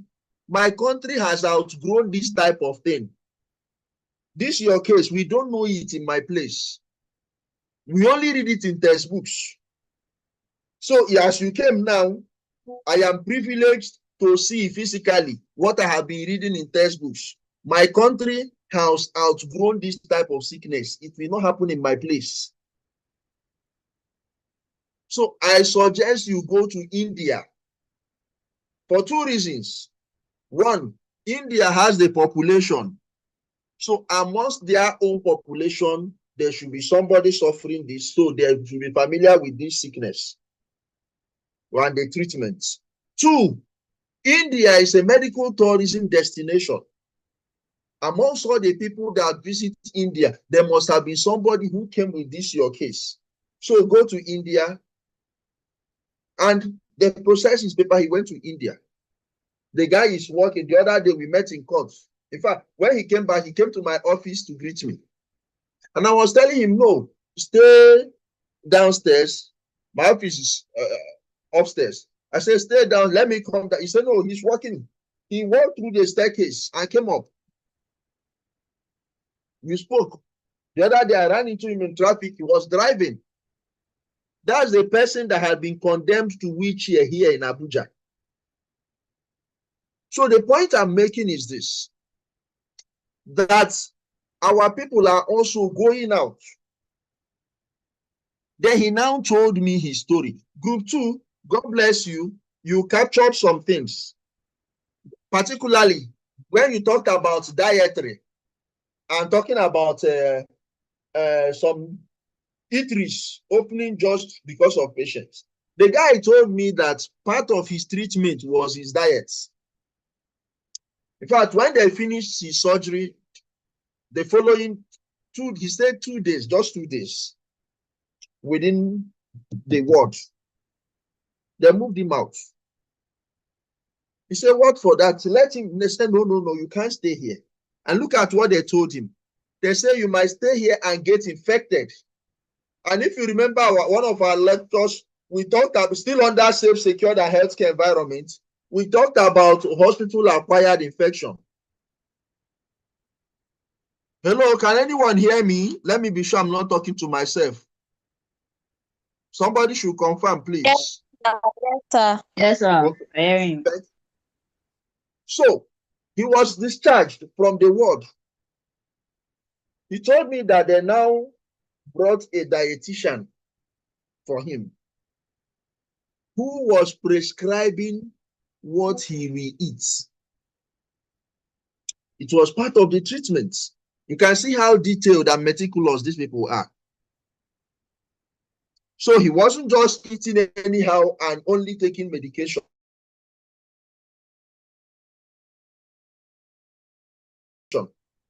Every morning, the dietitian will come, tell them what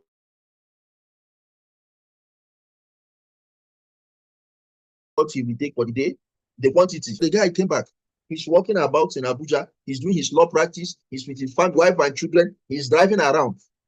Now, that is one of the advantages of medical tourism. What he couldn't get here, he went somewhere else to get it. Now, another challenge we have in medical tourism is fraud. No group mentioned it. What do I mean by fraud? Agents.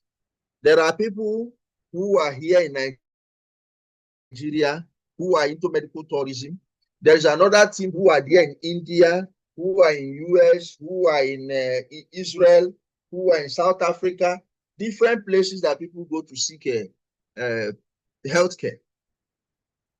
So the agent here connects you. Sometimes you are defrauded because they don't have direct access. They are in Nigeria. They will just do their thing, or somebody's even over there discussing with you, telling you, okay, do this, submit this, pay this amount. Then you get there, the person disappears. You can't trace the person. Or when you call, the person is telling you different stories. Now, money has gone down the drain. So it is a challenge. Medical tourism. Now we look at recommendations. We have mentioned like 4 or 5 challenges. The another challenge is equipment costs.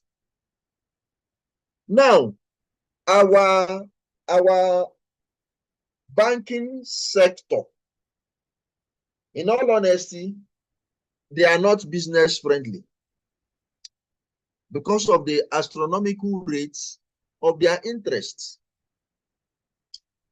I know we have the Bank of Industry there that is supposed to be encouraging entrepreneurs.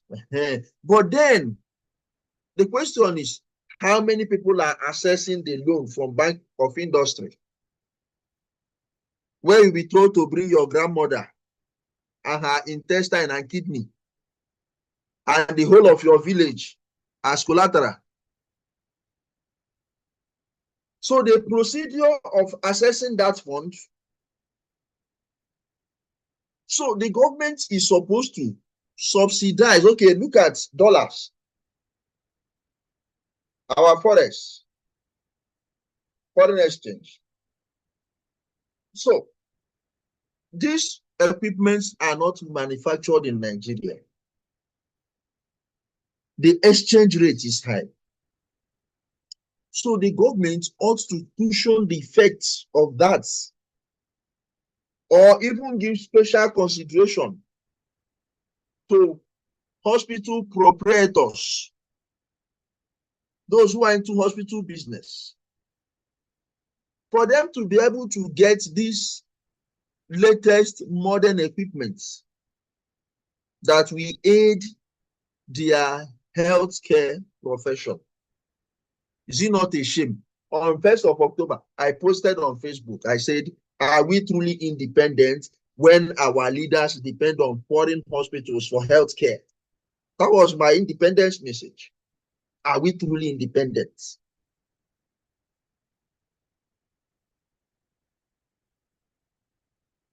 And when Suleiman was presenting, he made mention of it. Late President Yaradua died abroad. Late President Buhari died abroad. The current president has been going abroad for healthcare treatment. Now, somebody is the person, you know the implication of that. We are carrying our sovereignty to go and surrender to Igbo man. Now, there is nothing wrong in seeking healthcare elsewhere. There is nothing wrong with that.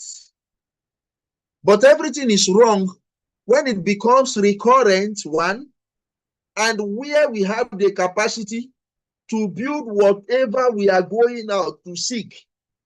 We have the capacity.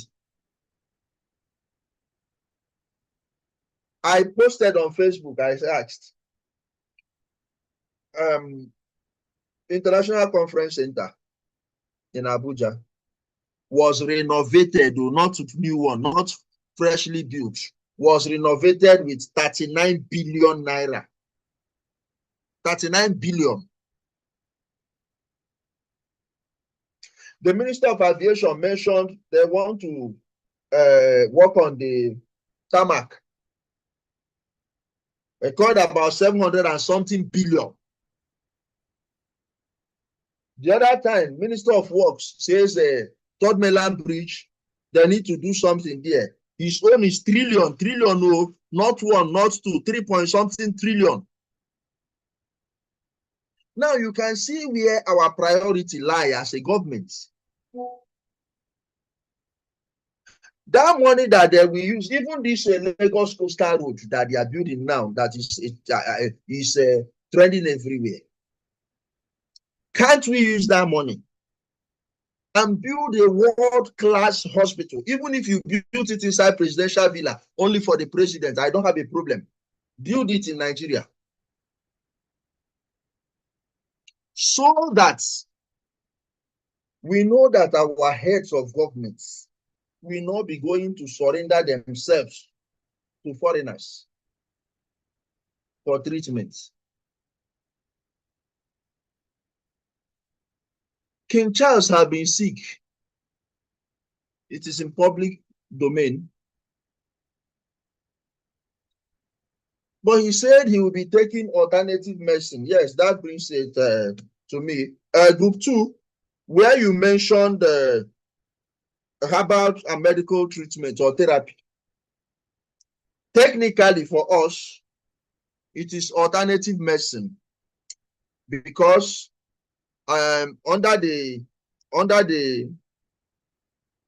Medical and Dental Practitioners Act, what the Act recognizes is dental surgeons and alternative medical practitioners. So herbalism and tradomedical practice is not recognized under the Medical and Dental Practitioners Act. Medical and Dental Council regulates dental surgeons, medical doctors and dental surgeons, and alternative medicine practitioners. They do not regulate these herbal people. So you are training as a professional now. You have to be more knowledgeable than the common man on the streets. Next, we look at recommendations. Improve power supply. We have sunlight here. We have water. We have hydro here. So any means, we have coal here. So any means we want to generate power, we can actually do it if the government wants to.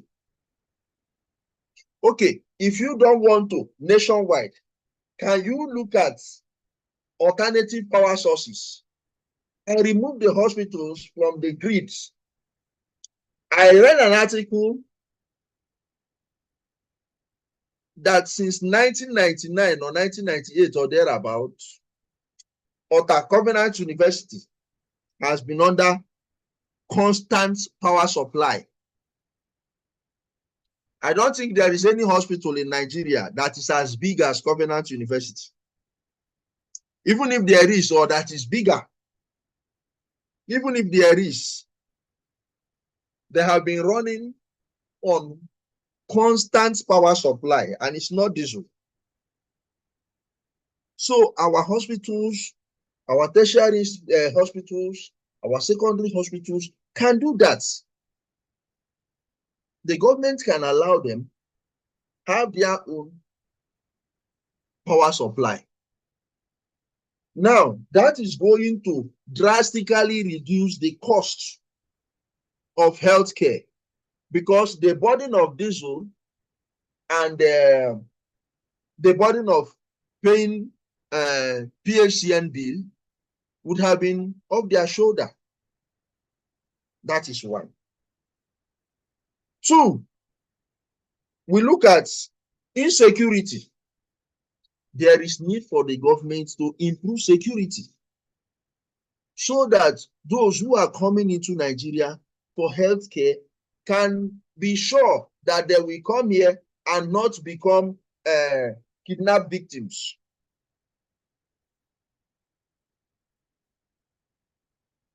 Then brain drain. That one, the government knows what to do. As at 2020, which I doubt if it has improved, the hazard allowance of a doctor was 5,000 naira. The hazard allowance. that for the risk you are putting yourself to as a medical doctor, at the end of the month, we pay you 5,000. How much is the salary of a counselor who might not be able to speak English, who may not have a degree of any sort, who might just be in one remote village? At the end of the month, he gets salary. But the medical doctor has put himself through how many years of education, do service. Some of them have gone up to consultancy, do training within and outside Nigeria to save lives. And every day they are demanding, improve our welfare, improve our welfare, improve our welfare. Every day we are crying, brain drain, brain drain, brain drain. So the government needs to take urgent steps to reverse it, because a lot of people are losing interest in medical practice within Nigeria. A lot are going abroad. The other day I was on air with the Deputy Registrar of Medical and Dental Council, and he said that we have, let me even say conservatively, I know we are more than 200 million now. Let me say conservatively 205. Some have put it at 210 million. The doctors that are attending to us are not up to 50,000, are not up to 60,000 on their register, on the medical, those practicing in Nigeria. They are not up to. Just look at that.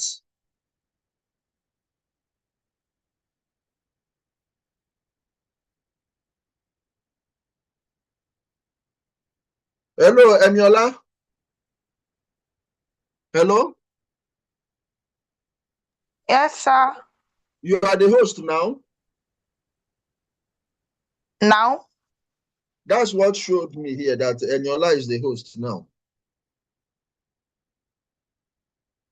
Okay. So, you now see that there is need for the government to do something about the brain drain. Then, we look at immigration.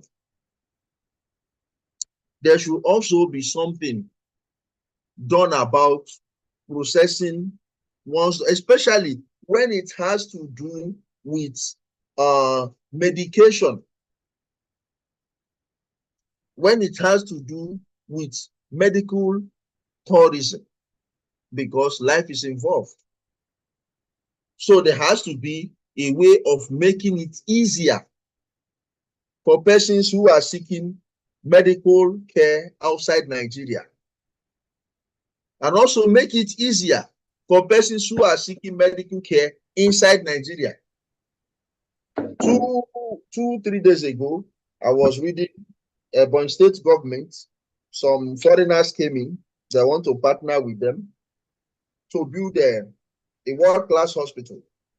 Abia State governor is also doing something with another organization. But these are private enterprises. What is the government doing to strengthen the existing hospitals, tertiary facilities, to strengthen them? So you see that medical tourism is not just about the hospital, as rightly stated by Suleiman. It's not just about the hospital. It's a chain. People in aviation, they are going to make money. People in hospitality, they are going to make money. Even the taxi drivers are going to make money. Then those who are into arts and craft and artifacts and souvenirs, they are going to make money. If this industry is properly structured, it's a billions of dollar industry that we're talking about. If it is properly structured, ambulance services, air ambulance is there, they are going to make money. Some years ago, one of my top madams had an accident. They couldn't reach her in Nigeria. In fact, to get her medical record was an issue. Now they did everything, flew her to Ghana. When she got to Ghana, before she got to, as soon as she was landing Ghana, healthcare professionals were waiting for her at the airport and took over to receive her from the airport, not in their hospital. So there is also need for training and retraining and capacity building for our healthcare professionals. I once again thank you, Group 2, for bringing out patient-centered communication. Very important, very key. Because everything we are talking about is about attitude when we want to discuss issues around negligence and all that. Patient-centered communication. So we are supposed to train our people to make these people feel at home and feel welcomed and go back and recommend us to their people so that they come back too. The way they are collecting our money, we too will be collecting their own. Dennis, you are manipulating the back end. Are you the one changing the hosts? Yeah, sorry, I was logged out. I just logged back in, so I was logged out, so I was just logged back in. So I think that was what affected. Okay.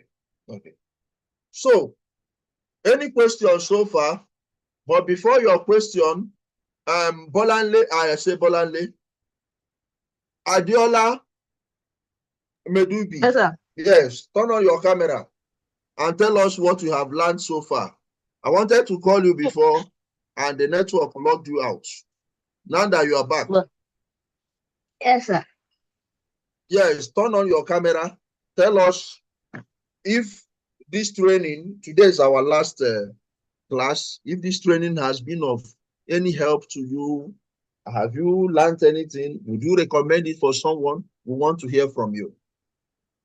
So yes, good evening, everyone. So, yeah, this training has been an insightful experience.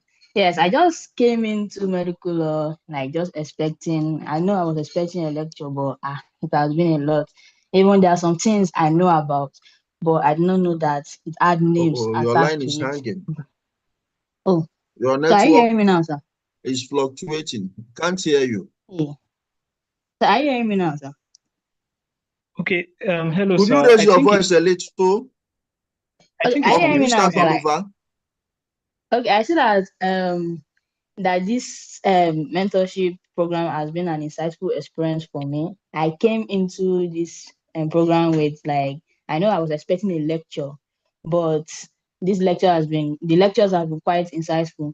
There are things I know about, but I did not know, I could not attach names to them. Something like medical tourism. I have been seeing it on the internet, but I didn't know that that is what they call healthcare tourism, healthcare businesses. So now I know that I know the direction I can go now. I could actually recommend this to somebody to come and learn. Yes, sir.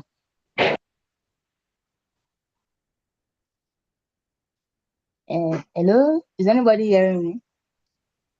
Yes, Adiola. We can Yes, hear you. yes, I can hear you. I can hear you. Yes, I'm done. So the floor is open for your questions. Okay. Thank you very much. So I wanted to, you are the first person I wanted to call, and the thing, so I waited for you to come. Yes, sir. Okay, so who else? Priscilla, you are ready. Yes, so sir. Priscilla, tell us what you have learned. Zion, very smart. I've called you earlier. Tell us what you have learned. If at all the program has been of help to you. So let's have you turn on your camera. Sir? Tell us what you Okay. have learned in these 6 weeks. Today is our final class. All right, Firstly, so I've has the actually training learned. been of any help to you? I know you are in Yes, medical sir. law. So, Yes, sir. So there are some things that I knew before, but during the course of the class, it's kind of, should I say, amplified it and explained things more better to me. You know, so during some of the classes, I'll be like, okay, so this is why this is like that. Like, it was eye-opening, and I particularly enjoyed the evidence gathering class. It was so practical.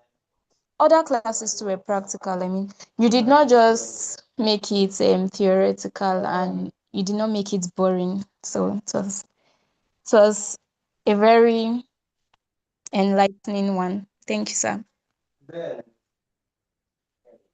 you're welcome. Okay, so can we have questions? Any question from anybody? Blossom, let's hear you. How has the class been for you? Hello, Blossom Bassi.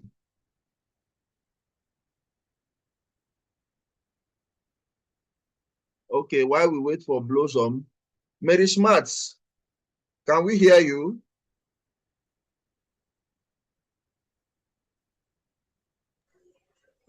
Zion. Okay, Mary Smarts, go ahead. Turn on your camera.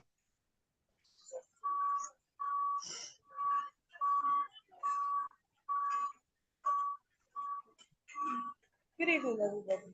Good evening. Please raise your voice a little. Sir? I said raise your voice a little. Okay, sir. So the class has been insightful. I've learned about medical talks, law. There were things that were vague but are clearer now, and I believe the understanding and the impact I got from the class, I was able to, advise and properly.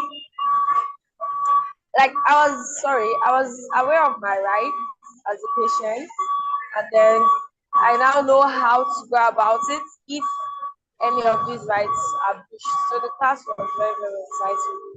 Thank you. Okay, thank you very much. So can we have Zion? Then we have Abdurrahman. Then we take your questions. Okay, so good evening, everybody. Good evening, sir.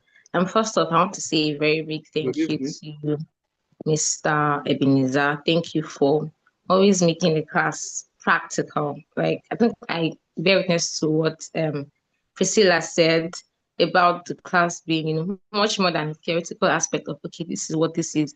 There's always there are always life examples to whatever concept is being taught.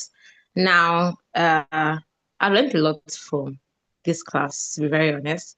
It's been very, very, very enlightening and eye-opening. I think one thing I will never forget is maybe because you asked me the question and I was able to answer properly. Was this one about rights to safe and clean environment?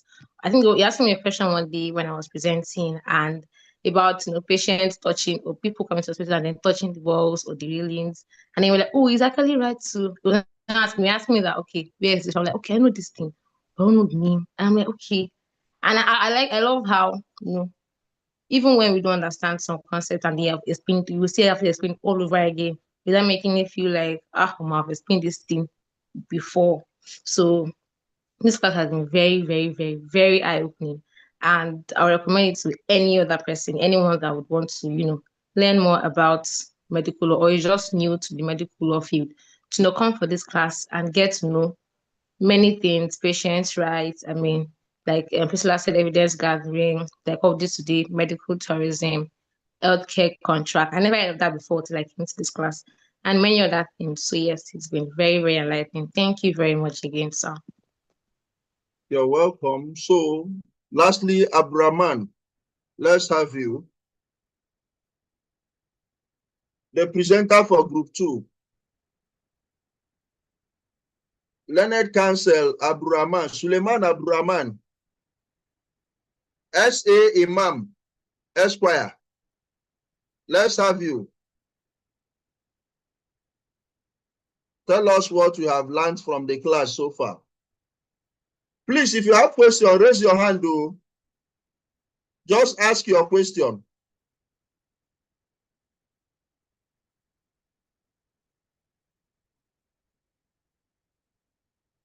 Ask your question. If you have your question, ask your question.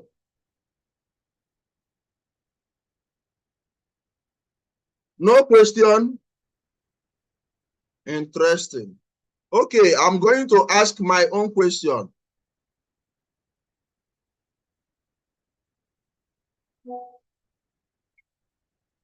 If you don't ask question, I'm going to ask. Okay, Vivian, you introduced yourself earlier, so tell us what you have learned from this class. Joy. Good evening. Good evening. Good evening. Yes, I already stated what I learned. I was the first person to contribute. Okay, was it what you learned or introduction? Yes, it was what I learned and introduction. Okay, I already did the introduction. Yeah, thank you. Yes, no problem. You're welcome. Thank you. Joy. Joy. Agbola. Oh, sorry. Agboade. Joy Agboade.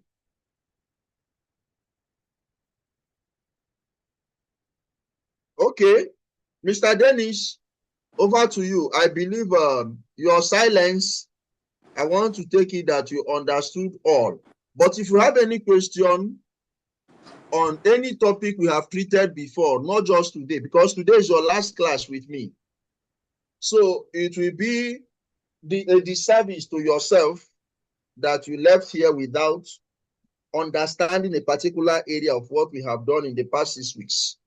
So if you have any question on any topic we have discussed, not necessarily today, not necessarily today's topic, ask your question now. Because after now, maybe if God brings us together again somewhere. So a lot of you, I doubt if any of you is following me on Facebook. One, so write your experience, tag me on Facebook. My name is Ebenezer Guato. You are supposed to be tagging me on LinkedIn, but nobody is tagging me. I don't know why. So tag me on Facebook, share your experience, and talk to your friends about JIIPCC and encourage them to come to medical law class. So Dennis, over to you. Thank you very much.